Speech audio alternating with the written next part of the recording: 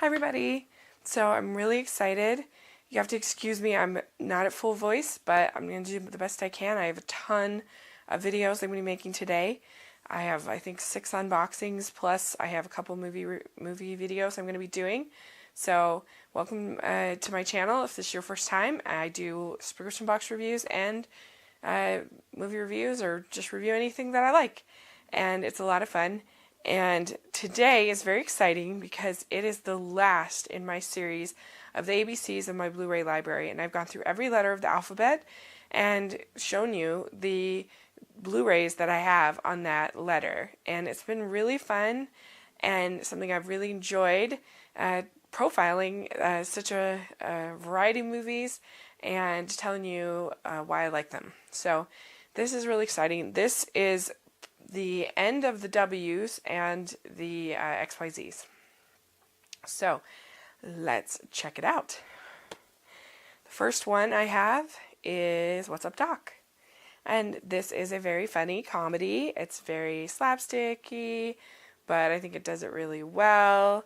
It's got Barbara Streisand and Ryan O'Neal, and it's pretty clean for a comedy. If you want a good laugh, then What's Up, Doc is a good choice. I have my favorite romantic comedy. I love romantic comedies. You can check out my video of the defense of the romantic comedy that I did a couple months ago, and I laid out what I thought was the strengths of the genre and how so many get it wrong. So definitely check that out. I'll put a link down in the description section. But my favorite romantic comedy is When Harry Met Sally. What I really like about it is I think Nora Ephron's script is so funny. I think it creates such likable characters, and I think it's an interesting study of friendship. And, to ask the question, can men and women really be friends, or will sex get in the way? And I think actually the answer is kind of complex. On one hand, we know that in the end it did kind of get in the way for Harry Met Sally, but I think they were friends for such a long period of time. I think what Nora Ephron's trying to say is that, yes, men and women can be friends, but sometimes you want to marry your friend. And sometimes that's the best relationship of all. So I think that really what surprises the Billy Crystal character in the end is that not that he wants to have sex with Meg Ryan, but that he actually falls in love with her.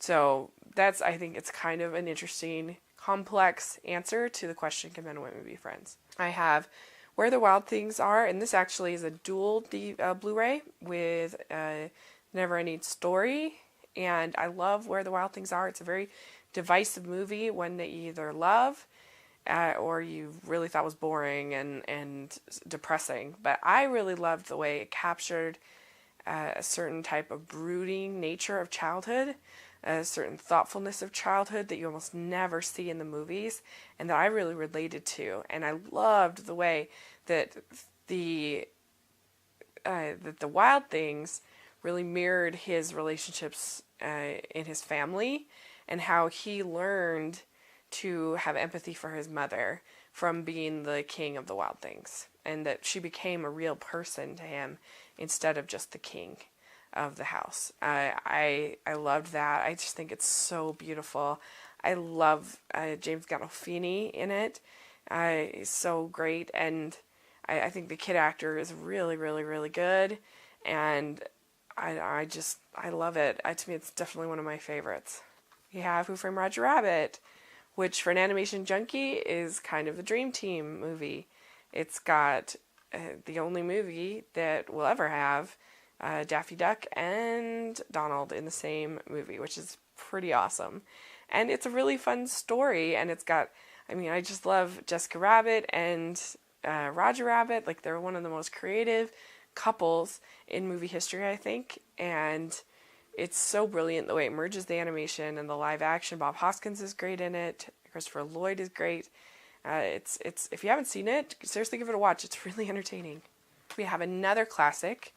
We have Willy Wonka and the Chocolate Factory, and I think this is such a fun movie. I like all the performances. I think the Charlie Day guy is so relatable and such a normal boy. Gene Wilder is wonderful as Willy. It definitely has some darker moments, which make it really interesting because you can't quite figure out Willy Wonka. It's the you if you watch the Johnny Depp version, you really realize how great this is because this is a million times better and more interesting and complex than the Johnny Depp version. It's The Wind Rises by Hayao Miyazaki. It's a Studio Ghibli film.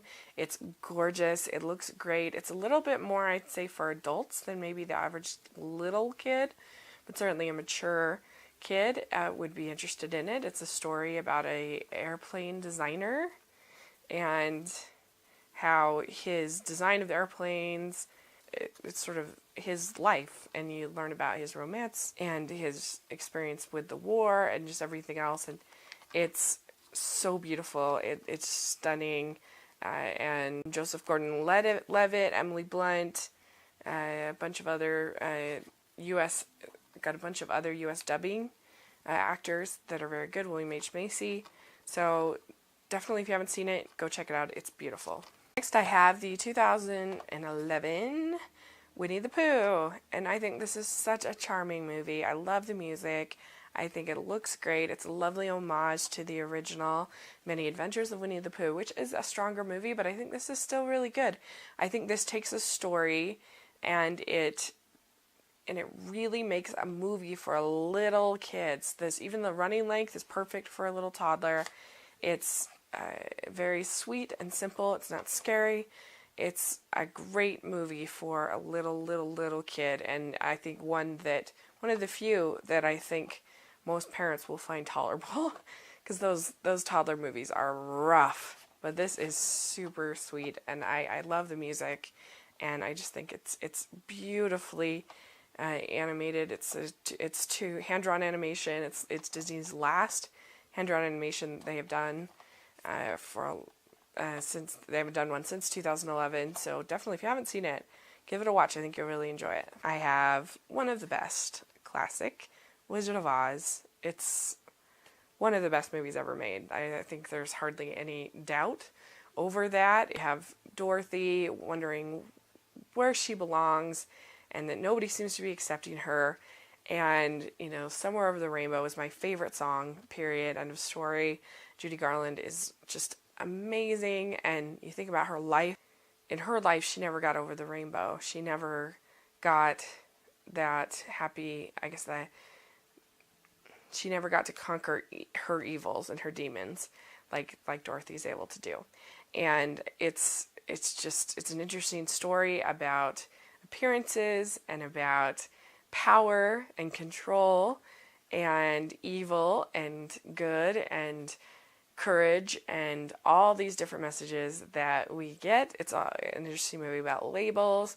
There's a million different things that you can learn from Wizard of Oz. All the performances are great. It still holds up. It looks great. The tornado scene looks really good. It still totally holds up.